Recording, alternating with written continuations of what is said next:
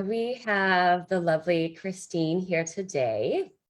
And Kristine, she's been on a beautiful life journey and with her skin, her health, and just everything. So, Kristine, welcome. I'm really excited to have a chat with you, and you can share some of your wisdom and aha moments and some turning points that you've had, in your eczema healing journey, which is it's transformed a lot of different areas of life. So excited to have you on. So welcome. Yeah, thank you. Just a little background with Kristine.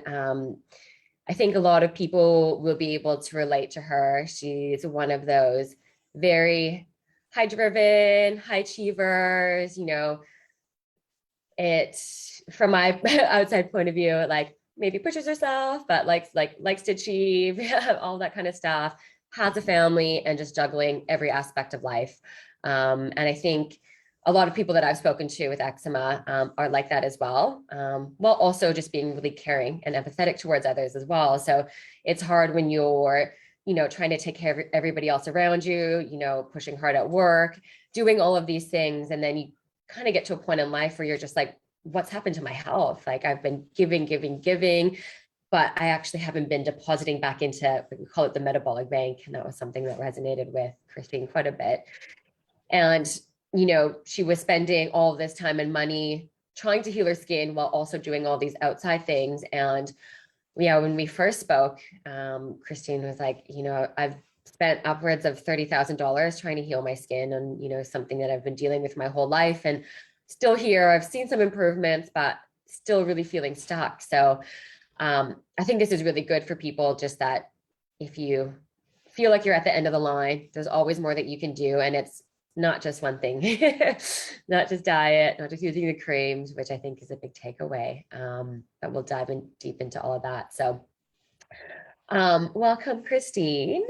To get started, I guess we can just start maybe just a little bit of a background with you and your journey with your skin, pre starting the program.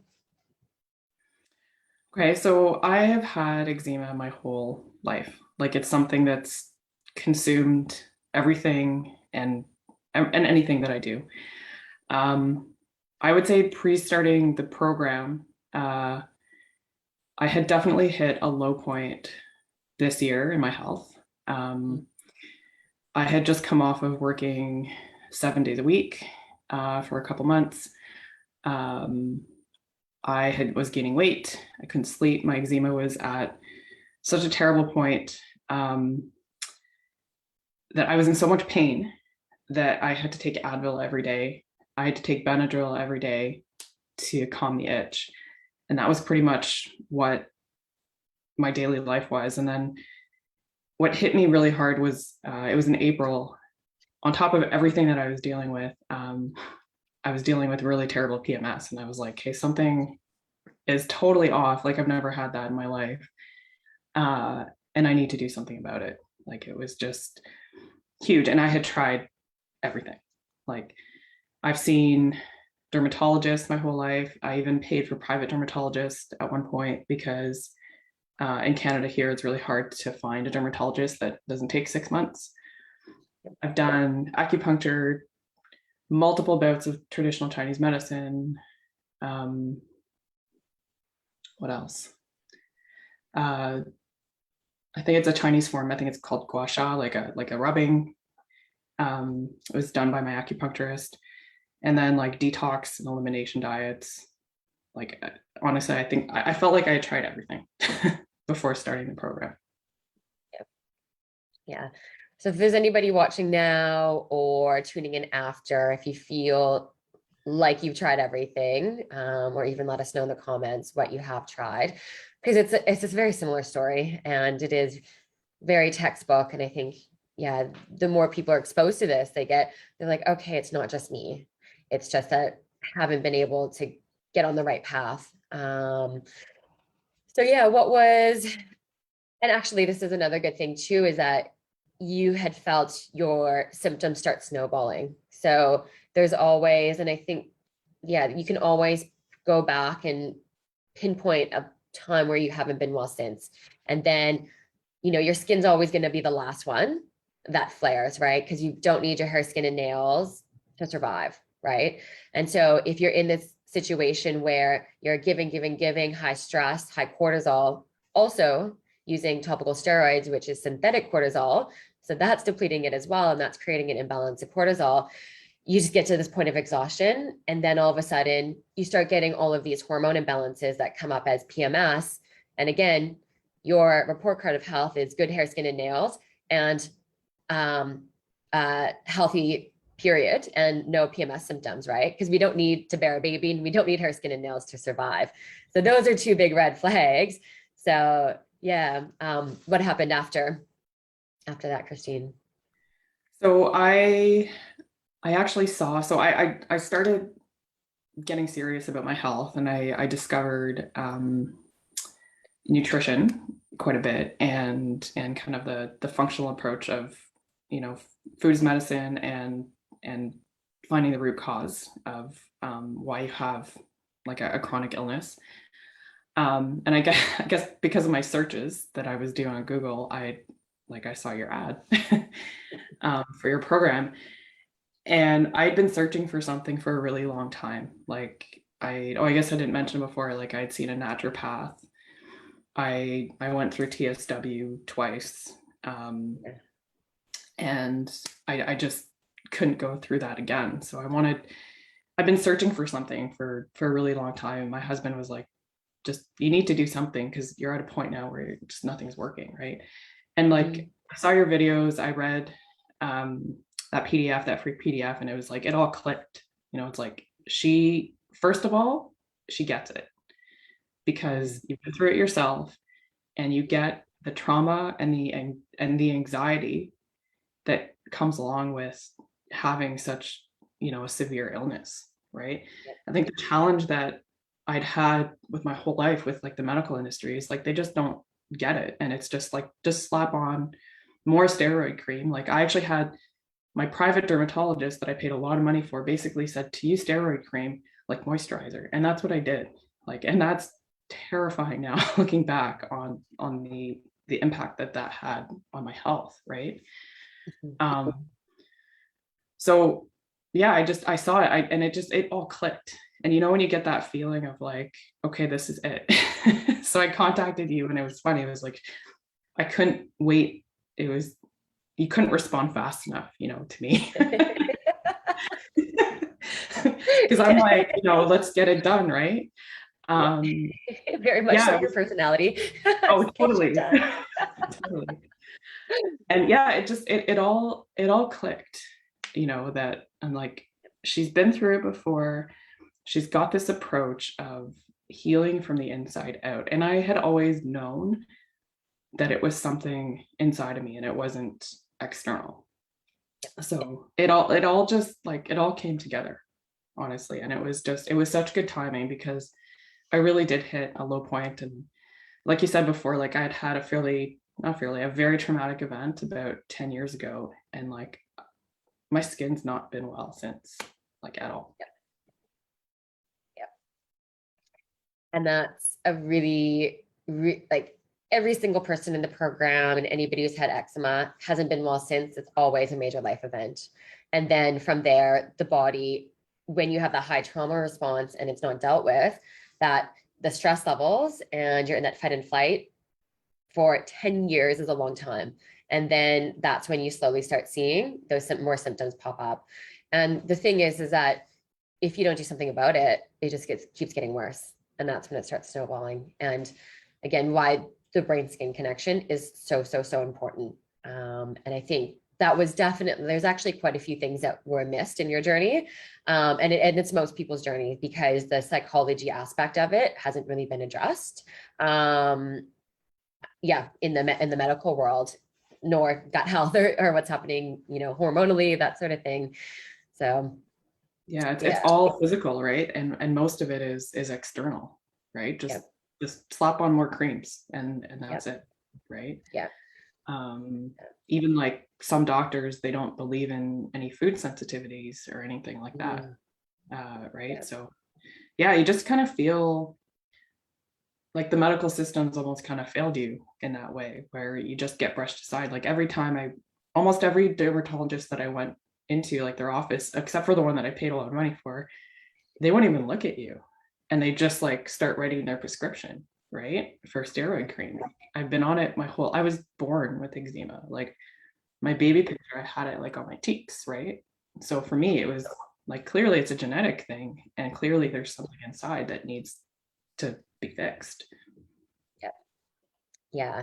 And I do, with the medical system, like definitely not anti-medical, but the structure of it is, and the way that they're learned is to diagnose and treat. So it's not about understanding what's the root cause, where is this coming from? Is there an emotional aspect? Is it from the gut? Or, is there food things? And they literally have 5 to 10 minutes with each client. So their structure is bang, bang, bang. So and they don't learn about nutrition and the complexity of gut health and the gut skin connection, the brain, all of that. So yeah, it is hard when you are stuck in that model. But there is this level of freedom when you figure out that there is more and there's more that you can do. Yeah. Yeah, that's exactly a sense of freedom, because there's like I'm now that I'm in a better place, I'm no longer angry with any of the medical professionals. Although when you're like in the thick of it, like you just, you've got all kinds of terrible thoughts, right? But I don't blame them whatsoever. Like they're trained a certain way. Dermatologists that, their specialty is the skin and nothing else, right? Yeah. So, you can't talk to them about TSW. You can't talk to them about food sensitivities or anything like that. But yeah, no, I definitely don't blame them. It's just they weren't trained to be able to deal with it. And like what we've learned in the program is every person's journey and triggers like is completely different, right? You Yep. just can't treat every eczema patient the exact same way. Yeah. Yeah. And that's the thing. People are always like, what was your root causes and what are your triggers? And I'm always happy to share that. But I always put a big disclaimer that mine's different to Kristine's, which is different from every other people in the program. So there's commonalities, definitely. And there's like when we're in the group calls and you can see, what other people are working on, that overlaps, but it is very individual in terms of the journey. Yeah. Yeah. Okay, so moving on with your journey. So you'd gotten to the point, so did the conventional way, started discovering nutrition and exploring more about healing the body, using food as medicine. And then you had led to doing some um, elimination diets. Can you tell me a little bit more about that? Yeah. So in May, I started, I guess when I'd hit my low point in April, and in May I started the eczema diet. So with the support of my husband, because I couldn't actually do it myself. I was at a point I couldn't even read the book. So my husband read the book for me and was like, okay, this is what, yeah. And he was incredibly supportive, and just we knew something had to change. So I had done some elimination diets before, like I got rid of gluten and dairy. I now know I didn't do it properly because I replaced all the gluten and dairy with dairy-free products and gluten-free products that have all kinds of crap in it. But I did the eczema diet and I eliminated like everything. I was very, very strict with it all. I followed it like to a T. And I was barely eating anything. Like I was eating the same thing every day.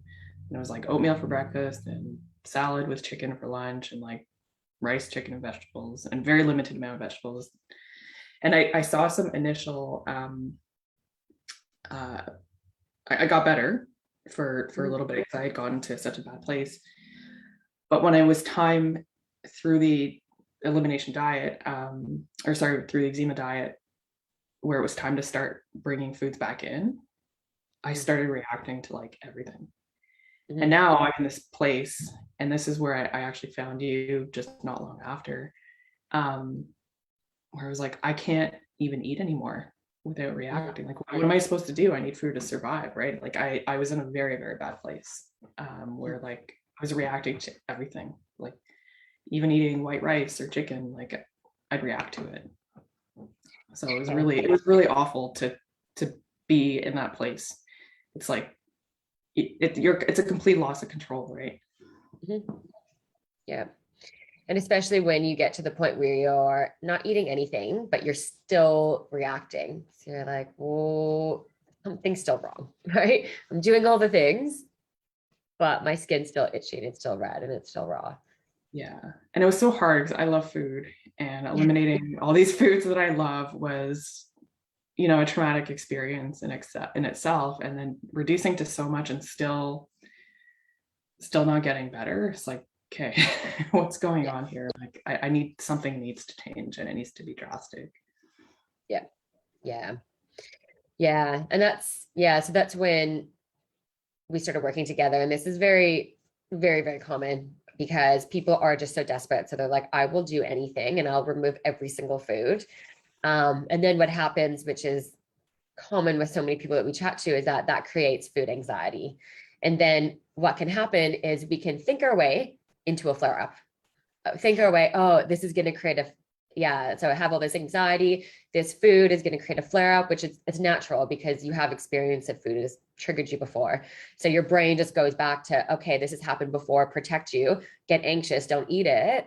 But then you need to eat because you need food. And then there's a flare up, which is it food or is it not? Sometimes it's not food, but sometimes it is, as a disclaimer for other people. Yeah. Yeah, it was, yeah, it's just tough. And like, I don't really have anxiety about a lot of things, you know, I'll have Yeah. stress and all that, but I have never been so anxious as I have been with food, and bringing food back into my diet. Like, this has been probably a topic of our conversation almost every time we talk is, what are you Yeah. comfortable with, right? Like, even the color of certain foods would give me anxiety. Like, that's how bad it was. Yeah. And let me know in the comments if anybody else can relate to that. Maybe just throw one because yeah, it's hard when we know, and especially when you're down that route, you know that you should be eating food, right? You're understanding that food are nutrients and it's a building blocks of every single system and organ and process in our body. Then you're like, but I can't eat it. And yeah, so when we started, that was one of the first things that we slowly started implementing. And that was something that we'd said, do it at your own pace. If you're feeling good this week and you have the capacity with everything else happening in life, you know, let's take baby steps, try and reframe our view on food, which is a big one, and try and create a better relationship. So yeah, can you tell me, I guess, a little bit about your experience with reintroducing foods and I guess where you're at now in terms of that? Well, it was really hard at first. Like, I had to make sure that I was in a good place. I think one thing that we learned was just your body needs to be in a state to heal, right? So that was something that I'd never known before. So making sure that I was in that place and reintroducing the foods. And I was really slow about it at first because I was so anxious, but it actually went fairly well. And I started introducing really like tasty, nutritious food, and, you know, 2 or 3 things a week. And it was very, very slow, right? Like, you know, add one vegetable here, add one fruit, add another vegetable. Like, it was really slow. But now, 3 months in, I'm at the point now where I mentioned to you last week, like, I'm finally enjoying food now. And it's been almost 6 months since I started like the eczema diet in May. And now I'm excited to start, you know, bringing more and more foods. And I have had, it's not like I haven't had any reactions, but my flare-ups have been reduced, and to the point where I'm in a better state physically and mentally that I can handle them a lot better. And you know, I don't feel nearly as anxious. Like, there is still some anxiety every now and then, but I have been able to introduce so many new foods now, and they're all so good for me. I think one thing for me, because of who I am, I need to understand what it's doing for me. And then one thing that clicked with me is when you said at the beginning, think of all the good things that this is doing for your body. So understanding, you know, what orange foods do, you know, for your skin because of the vitamin A. Like, that was really, really helpful to me, is understanding not what, but like why it's good for you. Yeah, so that's been. Yeah, that's it. Like, and that's something, I mean, I obviously like educating people because that's my passion, but it is a thing when people are interested in the field and understand, like I always say, ask yourself why 3 times, right? In terms of getting to the root cause. And also like, why am I eating this food? Am I eating this food because it's going to give me a flare up? No. So why don't we think, okay, well, how is this benefiting me? And something I say, like in my mind, whenever I eat like nutritious food, and when I was going on the journey of having food anxiety, it's like, okay, what is the nutrition? Like I can see these nutrients dancing in my body, right? Like, and like, and also like, it's also like the biology of belief as well. Like if you think that this food is going to give you a flare up, or versus if you think that and understand that it is the nutritional building blocks, and that helps the healing process as well. Yeah. Yeah. Yeah. Okay. So what were some of, or what have been some of the other turning points in terms of your healing journey? I think when we did so we did the gut test. Yeah. That was a huge turning point when we got the results of that. And Yeah. basically there was fairly significant bacteria overgrowth, Mm-hmm. and even like good bacteria. And Yeah. which I think we talked about was, I was kind of taking probiotics blindly because, they're good for you. Yeah. And get the ones with the most strains possible and the most expensive ones. So that's what I was doing, and that was causing inflammation. So it was a huge turning point when I could get, the supplements that was going to kill that off. And like I could feel within a week or two, like less inflammation in my body. Like I can't even describe like yes, there's less redness, but like there was less inflammation in my body. So yeah, I would say that was like a huge, huge turning point. And that was pretty quick into the process, right? Because me being You're type like, A, do I'm the like, test, let's get let's this do it done. all right now. Yeah. Classic Kristine. Yeah. Yeah. And it's good. Like there's a lot of commonalities when we start doing the GI maps, but it is good data for some people to have, especially with a brain like yours. Like, okay, I want to have objective data, so I know why I'm doing X, Y, and Z. Yeah. And then, yeah, it was interesting because your journey previous was eliminate all these foods. And then we had seen, well, now you can see that there's different types of nutrient deficiencies. We don't have an immune system to fight off the opportunistic overgrowths. So then we have prime real estate for them to overgrow. And then even so, at the beginning, we were quite careful with the protocol. There were some significant overgrowths, which usually I would say support immune system first. But yeah, we went in and we just slowly monitored if there were any die-off or anything. So yeah, well done for just going straight in. Yeah, and just, yeah, it's hard to do all this while also living life as well. Yeah, yeah, It's hard to balance it all. Like I have 2 little kids. yeah, I have a fairly high stress job. Like I support my family financially. So yeah, it's really hard, but I am definitely that person. I'm like, let's go all in. But this was different, right? Like it very individualized. Obviously, a GI map test is all about me, whereas what I was doing before, and I think everyone who's down this path, they look at like, what did you do that was successful? Okay, I'm gonna go buy that $100 cream and I'm gonna use it. Oh shit, it doesn't work on me. I'm gonna go find someone else, right? Like this was very individualized, and it was, the data on my body and why I was reacting that way. Like that was so significant for me. yeah, yeah, yeah. And yeah, like that has to happen as well. And again, like digging deep into, okay, so when we ask ourselves why 3 times, why was this happening? Well, we have some nutrition deficiencies. Also, then mapping back out and connecting, okay, I've been living this go life. There was a little bit of unresolved trauma. So then also that's a part of the root cause of where your gut was. And because a lot of people will say, okay, let me get some data and let's just work with that. But that's not the problem, right? Your gut, there is dysfunction for a reason. And was a big, I think you've been really, this is, I think, another turning point from my observation is you've just been like, okay, evening and morning routines, just really dialing in, trying to focus on you. There have been weeks where it's been really hard and not getting like down on yourself, or, not being able to do everything because that's your personality. But that brain skin connection has been a big part as well. So well done for being consistent with that journey.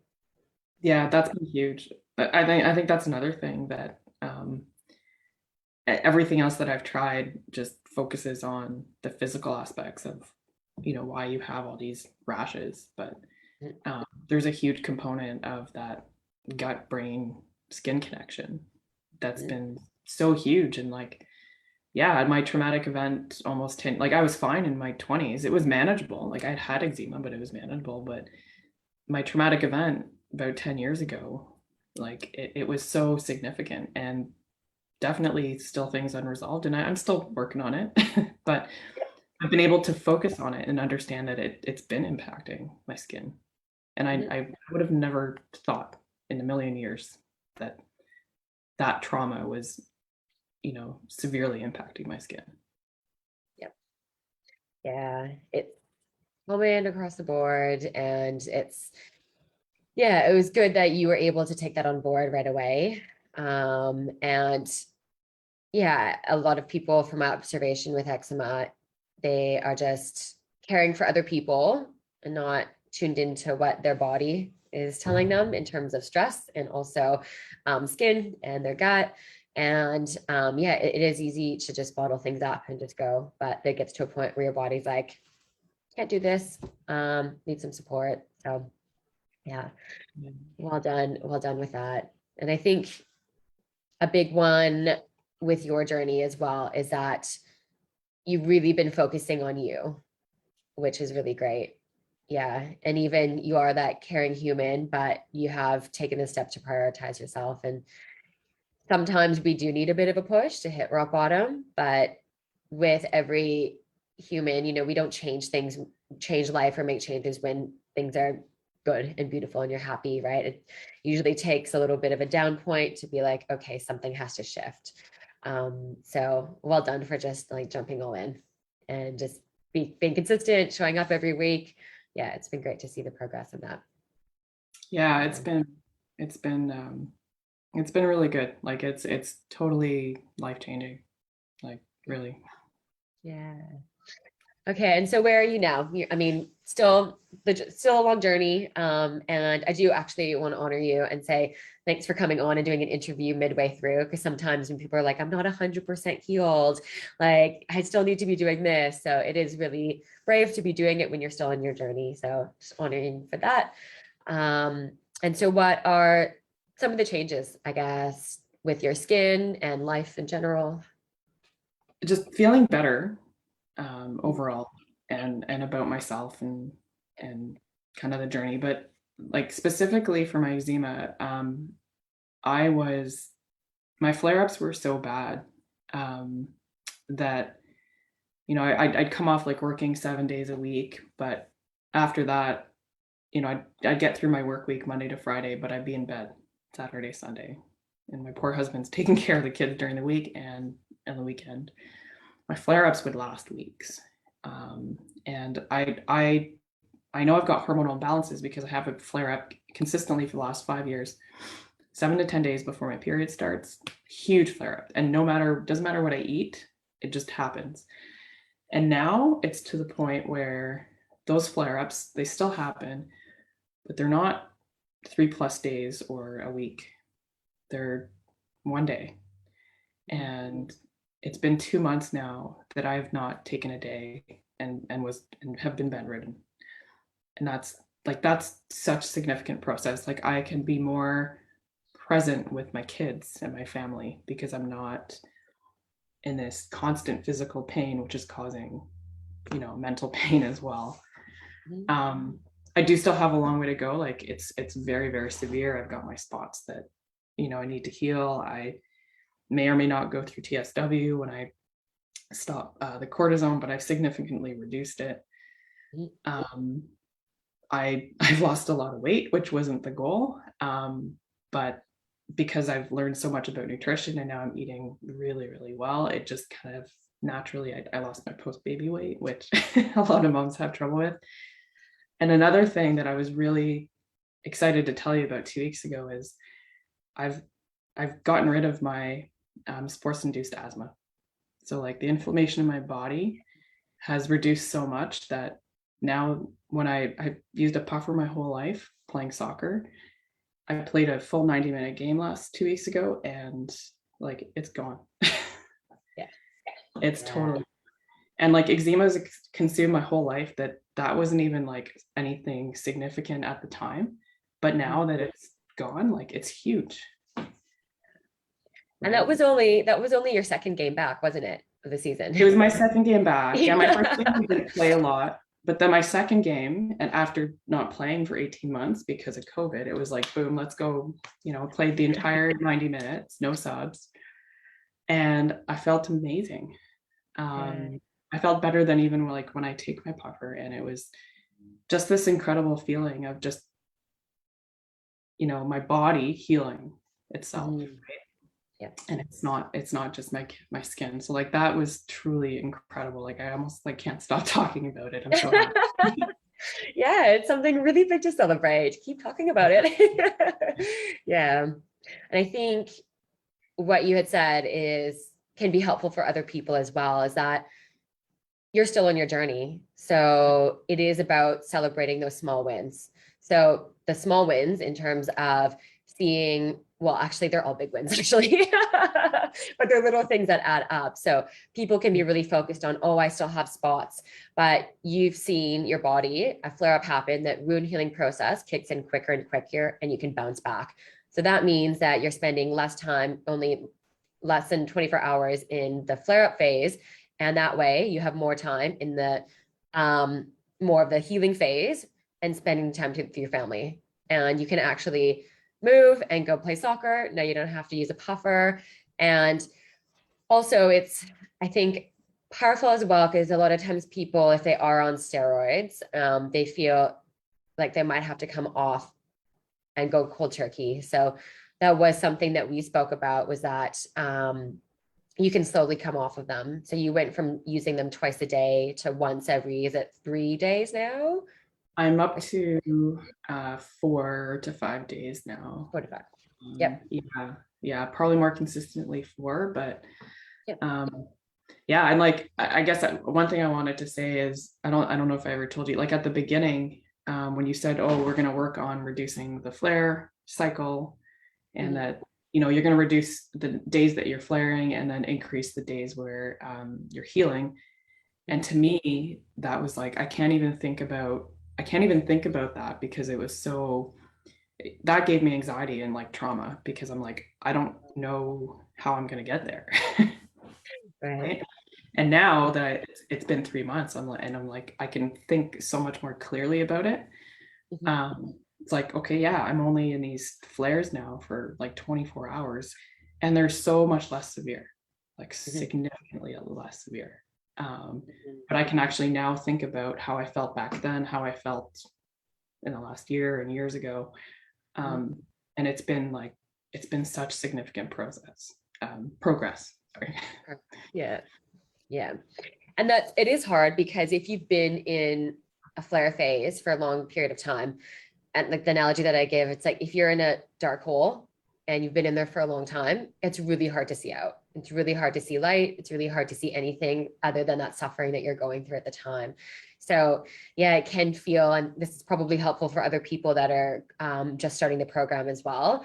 It can feel like there's a lot to do, and it can feel like at the beginning, I try and just say, like, take it day by day. Let's just start with this one thing this week, focus on diet, focus on sleep, focus on me time, and just slowly do it. But it can feel like a lot, because it's like, how am I going to change like my body? But I think the big takeaway from that is you do take it day by day and week by week, and you will see those changes. Yeah. You start to see the progress and like the impact of what these changes are doing to your body, and how positive it is. And it's like, okay, well, I'm going to keep doing that, because yeah, there are significant changes. Like I didn't have routines in the morning or evening, and my sleep was terrible, and I was literally just surviving. right? Yep. And I no longer feel that way, right? I've got like a clear mental picture, like I'm able to think properly now, right? Yeah. This is one thing every single person always mentions is that I have brain fog. I just can't think clearly. I don't feel like myself. And it's just because when you are in a high stress state, your prefrontal cortex, your rational thinking, decision making part of your brain goes off with high cortisol, which also it can be triggered by having synthetic cortisol in the form of topical steroids as well. So people are just like, I feel like I'm in a state of delirium all the time. So yeah, that's really powerful. Just being able to feel like yourself again is big. It's a big win. Yeah. And like I was at a point where I'm like, I don't even know what myself feels like anymore because it's been, you just kind of get to this state, right? Mhm. And now I'm actually able to reflect on it. Like I was to the point where I couldn't even do like a food diary. I couldn't track my symptoms. I'm like, nope, Yep. it's gonna cause trauma and anxiety, and I don't want more of it. Yep. So yeah, I'm at a point where it's so much easier to be able to think about all of that, and I'm able to and want to think back about how I felt and what the progress was. Before you just like you block it for yourself, right? Like I don't want to think that. I'm just gonna not. Yeah. So my biggest takeaway from you, what you've said so far is reflecting on the process and understanding where you came from and where you are now, because that needs to be celebrated. Because you can keep, if you just focused on, I still have, I still have a rash and it's still there, you're never going to get ahead because that mindset, you're just going to be like, I need to yo yo, try something different. But monitoring those stages and also listening to your body. I'm not in a state right now to be tracking because that's going to give me more stress. That's really, really good. And that was something that we spoke about as well. Like, do this when you have the capacity to do it. But then now looking back and thinking, I do have the capacity to do that, which a lot of people wouldn't even realize. And that's a big win in itself. When you do actually have the time to prioritize yourself, you have that mental capacity to also be taking care of the family and to be focusing on your health, which is, yeah, that's life changing. Yeah. Yeah. Oh, it's really life changing. If I could just describe this in 2 words, that's just that. Life changing. Yeah. Yeah, beautiful. Yeah. And something that you had said, I was asking you about the aha moments is um, you had mentioned about there are things that are outside of your control. And you had mentioned that, we can focus on, the food that you put in your mouth, which I think this is like a big so a lot of people might be able to resonate with this, and this is part of your personality. Okay, what can I control? What should I be doing? Right, doing the supplements, doing the diet, doing all those things. But there were parameters that were outside your control, which was this like the bacterial overgrowth, right? And then to some extent, this like trauma piece that was happening in the back of your mind. So it can be hard if you're getting flare-ups. And one of the girls had mentioned this in the private Facebook group was that I'm not sure why I'm flaring, but there are parameters that are outside your control, which to a certain extent, right? We can control it by doing the work healing and addressing it. But in that moment of time, sometimes there's nothing that you can do and just letting go and just accepting it and understand that you're doing the steps to address all of this, right? Doing the brain skin connection with Karen, the psychotherapist, working on the gut, doing those small steps is what's going to get you those big results. But sometimes in that moment of time, there's nothing that you can do, which Yeah, it's hard. Like it's so easy to like I think I know where she is, and that's where I was a couple months ago, where Mhm. you're so hyper focused on the things that trigger you and give you flares. So I think for a lot of us, it's food, and we've been trained to think that, because food is in our control, that if we do flare, that it's because of us and it's because of something that you did or something that you ate, right? But you had said something when we were looking at the test results. It was so powerful, and you were like, you told me that I was probably born that way, right? Mhm. And I was born with eczema, and I've had my ups and downs, but I've never truly had it in control, right? And it was amazing to see results, fairly quick. And like we've been saying, there's still a long road ahead. Um, but it was to a point where it was like debilitating, to a point where now it's, on my good days is like very manageable, right? And slowly I'm having more and more good days replacing the bad days, right? Yeah. And this is, yeah, when you actually, I have a colleague who specializes in children with eczema, and when they do the GI maps, yeah, there are people who are born with compromised immune system, right? And if they have it as a kid, and if it's not resolved, it does snowball, right? And I think that's a good, yeah, part of the process for you is just accepting that it wasn't something that you did. And also that there was this piece of the puzzle that had been missed your whole life, essentially. And I guess the powerful thing is looking at that data and understanding that that can be changed and can be altered. So that's the fun part Yeah. as And, well. and what's amazing, like I didn't have to go on some expensive or drug or, something that was going to be really good for your eczema, but, has all these other crazy side effects, right? Like we all know the drugs that are out there right now. And I wasn't at a point where I was willing to go there, but I might have been in like a year, right? And the people that are on it are in that state. Yep. They've got no Yeah. other options. They've got no other choices. So yeah, just understanding. I think the biggest thing, like there are so many things that could be causing your flares, and it's not about food. And I've had to constantly remind myself of that when I'm trying new foods, right? Um, that okay, yes, it could potentially be a trigger. It's not going to be a huge flare up like it once was. I haven't had one of those in 2 months. Um, and that yes, there are things that are totally out of my control. My hormonal imbalances, that's in my opinion right now under not in my control.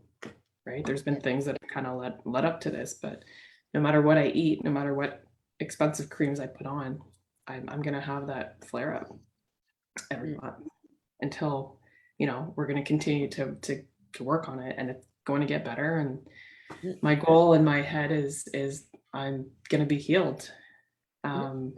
in 2022. Mm. Yeah, Yeah. and that's like I've not been able to say that at all in my life before. Yeah. Yeah. And what are you looking forward to doing, or what's gonna, when you are healed, yeah, what's something that you can do, and how will you celebrate it? Well, I think and I think everyone can relate to this, is not when I travel, not carrying like an entire pharmacy of creams. um, but I want to be able to enjoy traveling again, because I did in my 20s, and I haven't really been, because it's that's traumatic for me, because it's a different bed, different don't know what they put on the sheets, like there's all these things that go in my head. So just traveling, and then camping. I'd love to be able to enjoy nature more, and I can't right now, and that's okay. I'm on my healing journey. But yeah, that's my goal for next summer. Oh, it's beautiful. And we'll definitely get you there. Yeah. So I think Kristine's story is, there's a lot of people that feel really stuck, or they feel like there has to be a right time, or I need to have X amount of money, or I need to hit rock bottom. And I think probably from Kristine's journey, you don't need to get to that point. And sometimes you just don't have the resources. But like my whole message that I want to give to people is that healing is possible. And even if you feel like you've tried everything, the great thing about the world that we live in, there's so many different types of tests that you can do. We've done like quite a few with Kristine, and we're doing some more. And so there's more ways that you can investigate what's going on. It's not just something that you have to live with, and it's just not something that you have to, I have nothing against the medical way, but you don't have to just rely on that if you are feeling backed. And you have shown up for yourself while also supporting others as well. So it wasn't a perfect time for you to start this, but you're just like, I need to change. I had this motivation, like something needs to shift, because this can't, like, that there's something more happening. So well done for just like following that intuition, following that gut feeling. Yeah, thank you. It's definitely been a journey, and it's just so funny that it just like everything just kind of clicked, right? Yeah. Yeah. Um, and like you understand exactly what it feels like to go through and the different stages, to be at the stage where you're kind of rock bottom or you're on your healing journey. Like you've been through it and truly understand it. And that's something that's just so different for me. Mm-hmm. Mm-hmm. Yeah. And that's for somebody who's never had eczema, you've never understood that, or like other practitioners or other doctors or, your partners, they just see these red rashes and they can see the mental and emotional, I guess, pressure it puts on you, but they don't like having eczema. It's 24/7. It's feeling itchy 24/7, feeling self-confident, and it literally affects every aspect of life. And it's really hard for people to understand how it affects every area of work, of life, of relationships, how you feel about yourself. So yeah, it's nice to just have people to talk to who've been through it, and to understand that you're not alone, because it can feel like that. And I've been there. Yeah. Yeah, definitely. It's isolating, and if anyone's like me, you force yourself into that isolation, right? Because you're like, Yeah. well, people don't understand, and they just tell you to stop scratching, or you know, they do things that they want to help, they just don't know how, Yeah. right? It's coming from a good place, but yeah, this is, yeah, no, it's been like, it's been 3 months, right? It's like Yeah. there's just been so much progress, and like luckily now I don't need to add to that large sum of money to keep trying to find, like, a different path where it's just Yeah. such a nice feeling that it's not going to be this year, but at some point next year, Mhm. I feel so strongly that I'll be at that point where I'm going to be healed. Yep. Yeah. And it's all like long-term sustainable changes, and also things that you can pass down to your kids as well. A lot of knowledge and tools that you're learning, which is a beautiful part. And yeah, you've been your sneaking fiber into your kids' diets and getting them to eat healthy food. Yeah, like their nutrition is better. My son has eczema, which is like heartbreaking, like totally heartbreaking. When it didn't start when he was born, but it started at 6 months when he started food. And I was even in the hospital with him last year because of an infection. And he's only 2. So like nutrition wise, I'm trying my best to do all the same things that I'm doing with him, but he's at the point now where, like, he was covered, like his face and his arms, and he had spots on his neck. Now he's got one little spot left. Oh, And really? I just can't even describe the feeling of relief. You Yeah. know, he is not going to have to go through what I went through in my entire life. Like, that was just heartbreaking for me. Yeah. And that's a big part of it for a lot of people is when they start seeing their children having eczema and they're having all these rashes, that sparks trauma, and they're like, I don't want my child to go through what I have in life. So yeah, that's a big part of the journey. So he's very lucky to have you. Someone who's forward thinking, prioritizing your health. And actually, that's a big thing, is by you prioritizing your health, Kristine, this is impacting your children. Yeah.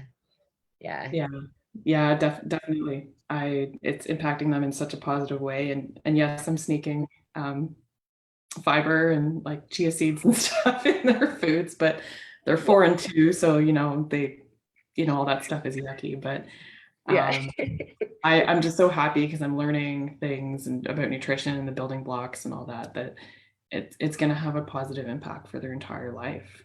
Yep. And it's just such an amazing feeling to be able to do that, like, for your kids. Yeah. Yeah.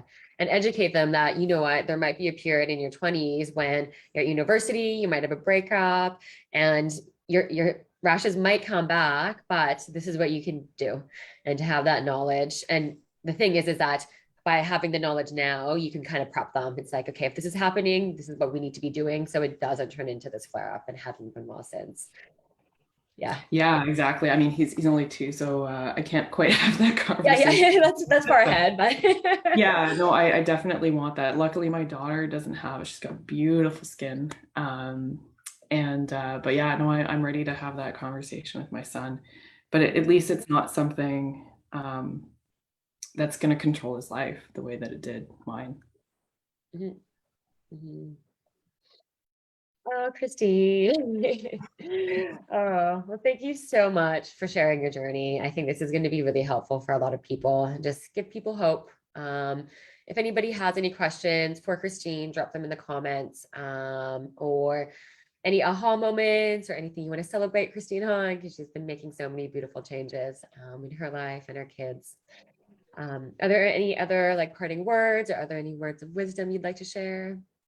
Just anything, um, if you've got kind of any doubts, just go for it.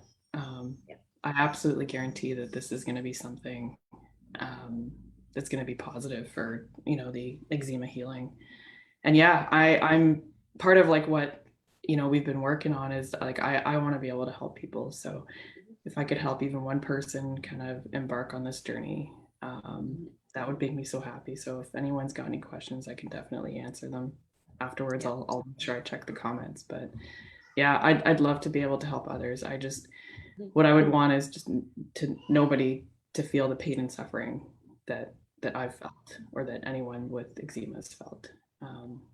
Because no one deserves that. So yeah, anything I can do to help would make me really happy. Oh, you're such a beautiful person, Kristine. Oh, well, thank you so, so much. And also stepping outside your comfort zone and doing the Yep. interview. That's part of the journey too. Finding your Lie. why, finding some purpose. Yeah. So well done. This has been a really, really great talk. And I know there are definitely quite a few people who this will really help. So thank you. Thank you very much. Oh, I'm very happy to help. You're welcome.